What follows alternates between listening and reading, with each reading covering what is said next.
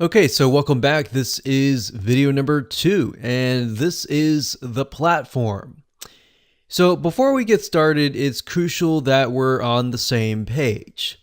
Now, I know you're excited about learning how to use Pinterest to get amazing amounts of high quality traffic, but to ensure that your success is going to be high, we want to make sure that you're hitting or at least close to the bullseye. What do I mean by that? So if you can imagine a bullseye or a dartboard and you're trying to aim for the center bullseye. So that's what we're talking about here. Now, you see, before you can get traffic from Pinterest, you need to understand how it works and how it's different from other social media platforms. A lot of people tend to make the mistake of assuming that Facebook and Pinterest and Instagram and all the other social media platforms are the same. So we don't want that. We want to make sure that you understand how Pinterest works. That way you can understand what types of people are going to Pinterest, what they're looking for, what is the culture. And if you understand that, it's going to be easier to help you communicate with these types of people.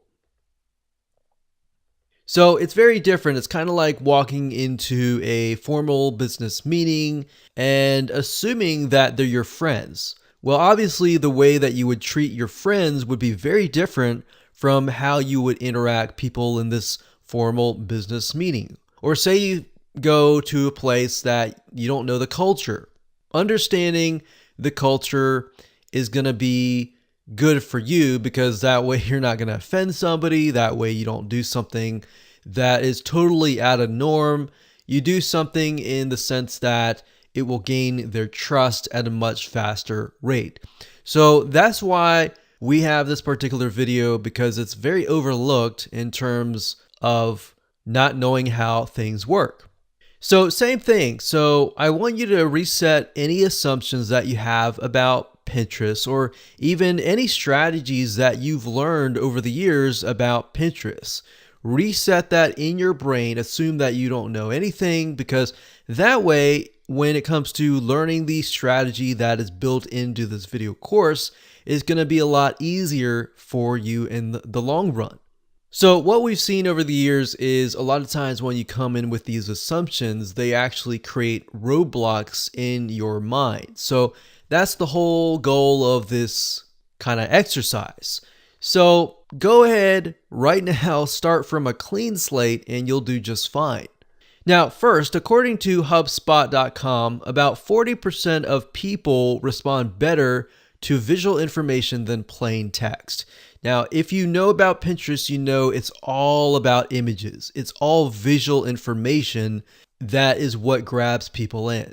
So when you think about Pinterest, when they're looking through images, they find an image that catches their eye, they click on it, and they get sent to an article. So you want to make sure that your article on the other side also has a lot of visual information and visual content as well. So you don't want to send people from an image directly to an article that is full text. You want to send people directly from the image directly to the content that is filled with either tons of images or videos with visual content as well.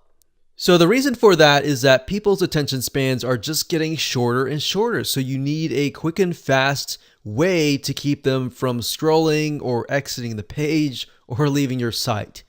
And that's why Pinterest is so powerful, because when it comes to visual information, it grabs people in, it gets them really addicted to the social media platform. So let's talk about what Pinterest is all about. So Pinterest is a place in basics for people in different niches to organize and share their discoveries through what we call a Pinterest board. So obviously, if you've used Pinterest before, you know what I mean. We have different boards that hold different images. So as you can imagine, boards that are extremely specific are often high converting. Okay, so let me give you an example of a generic board versus a highly specific Pinterest board. So a generic board would be something like a desserts board. So you would have everything from like cupcakes, diet cookies, low sugar cookies, maybe gluten-free cakes or bundt cakes or anything like that. The problem with that is it's too generic. Now, that might be okay if your site is a high authority site and it's got a bunch of different things in a different area. Or if it's something specific like maybe basketball board. And while that might work quite well, it will work even better if you have a very specific board. So what we've noticed over the years is very specific boards such as, let's say, low sugar diet desserts, or even more specific, low sugar cupcakes. So for folks that are on a maybe low sugar or even no sugar diet, they're going to be very interested in this because when they're on this diet, they are eating literally vegetables and things that they're not really eating any cakes or anything like that. And maybe they're doing that for health reasons. And because of that, they are desperate for low sugar desserts. All right. So maybe that's the type of person that you want to attract. So when they click over, they see an article that says maybe you're on a diet, maybe you're doing this for health reasons, but that doesn't mean that you can't eat desserts. And here's a bunch of recipes, and maybe you can get them to opt in to your email list and maybe subscribe, you build a relationship, and then you sell them later on. But that's how you can essentially attract people who are in a very specific frame of mind. And that is how you will be able to convert people better on Pinterest. So I'm going to break it down. I'm going to dive in a lot more depth in the future videos. But this is kind of more of an overarching view of what we'll be talking about later on. Now, in terms of Pinterest boards, I want you to note the keyword, which is organization. So that's the big thing about Pinterest that really differentiates between all the other social media platforms.